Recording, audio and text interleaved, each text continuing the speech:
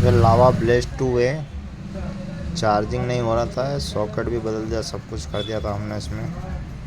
उसके बाद में भी चार्जिंग नहीं हो रहा था, इसमें ट्रैक नहीं आ रहे थे, तो हमने इसमें जंपर मारा है।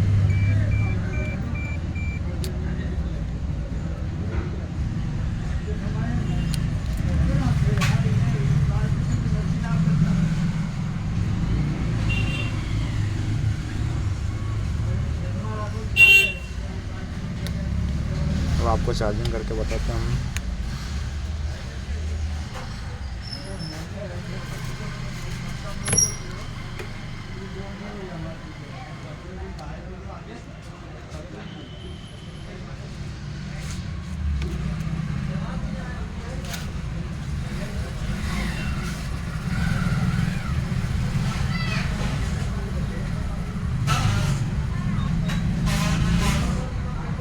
100% वर्क करेगा दोस्तों।